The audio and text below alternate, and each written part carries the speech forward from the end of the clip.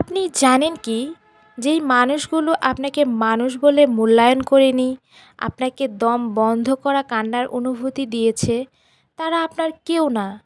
তাই শব্দ দিয়ে কান্না দিয়ে দুনিয়ার সমস্ত প্রায়োরিটি দিলেও আপনার মূল্য কখনোই সে বুঝবে না। হে এভরিওয়ান, আসসালামু আলাইকুম, welcome back to my new another blog.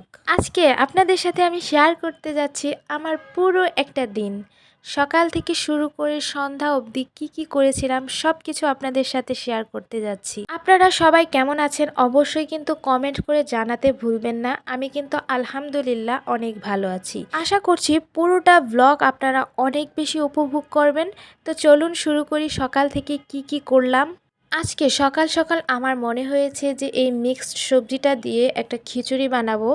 তাই এখানে অবশ্যই আমি পোলাও চালটা ব্যবহার করব না, কারণ হচ্ছে পোলাও চালে একটু গ্যাসে প্রবলেম হয় আমাদের, যার কারণে এই ভাতের চালটা আমি ব্যবহার করব।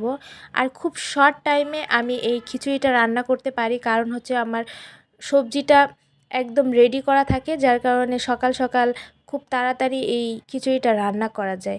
অনেক সময় পরোটা দিয়ে বা রুটি দিয়ে এই সবজিটাও খাওয়া যায়। খুব সহজভাবে আমি করে থাকি সকালবেলা খুব শর্ট টাইমে। তারপর এই খিচুড়ির সাথে ছিল ডিম। তো সকালবেলা এই ডিম খিচুড়ি আমার ছিল। তো গত রাতে আমার হাজব্যান্ড এই খাবারগুলো নিয়ে এসেছিল, তাই ভাবলাম যে বাজার আর খাবারগুলো আপনার সাথে শেয়ার করি যে কী এনেছিল।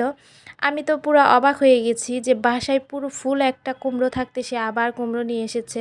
আমি বলিনি, পণ্ডিতই করেছে। তার আবার কুমড়োটা অনেক বেশি পছন্দ, তো তাই কুমড়ো সামনে পেলেই নিয়ে আসে।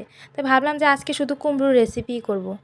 যাই হোক, এখানে লবণ চা পাতা যেগুলো আনা হয়েছিল সেগুলো বয়মে রেখে দিলাম।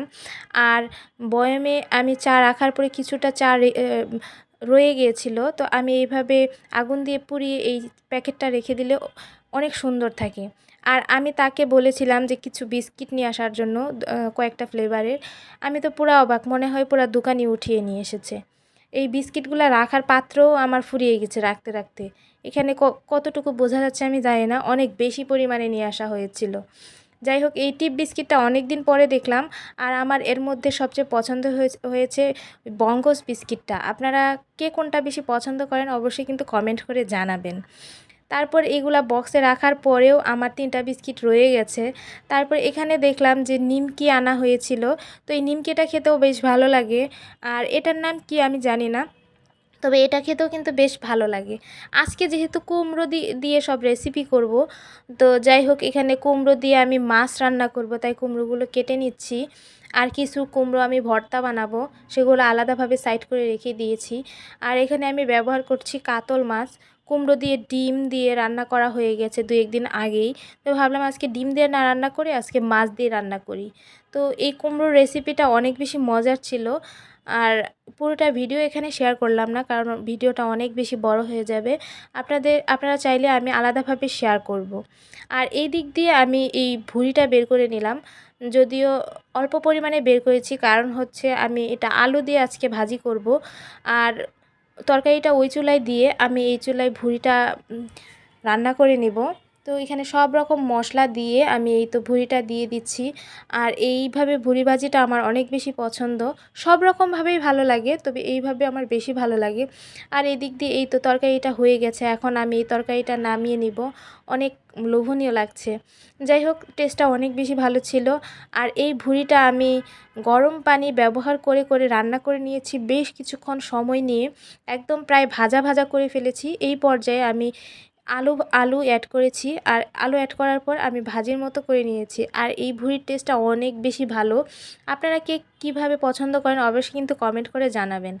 আর আমার বাসায় কিছু ব্রেড ছিল, খাওয়ার পরেও রয়ে গিয়েছিল।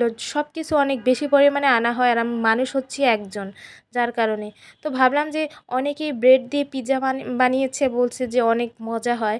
তো আজকে আমি ট্রাই করি এই পিৎজাটা কেমন হয়। অনেক দিন পিৎজা খাওয়া হয় না। তো এই ব্রেডগুলো কেটে নিলাম। আর এই পিৎজাটা এত বেশি মজা হয়েছিল, আপনারা কিন্তু বাসায় একবার ট্রাই করে দেখতে পারেন। আর এই ফুল রেসিপিটা আমি আমার শর্ট ভিডিওতে দিয়ে দিয়েছি। খুব অল্প সময়ে এই পিৎজাটা বানানো যায়। মনে হয় আমি 10 মিনিটে এই পিৎজাটা বানিয়েছিলাম। আর খেতে আমার কাছে একদমই মনে হয়নি যে এটা আমি ব্রেড দিয়ে বানিয়েছিলাম। যাই হোক, এই পিৎজাটা অনেক বেশি মজা ছিল, মাঝে মাঝে ট্রাই করা যাবে যদি যখনই পিৎজা খেতে মন চাবে। তারপর আমি সন্ধ্যার আগ দিয়ে এই চা বিস্কিট আর নিমকিটা খেয়েছিলাম। যাই হোক, এই ছিল আমার পুরোটা দিন। আপনারা ভালো থাকতে কিন্তু ভুলবেন না। আজ আসি, আল্লাহ হাফেজ।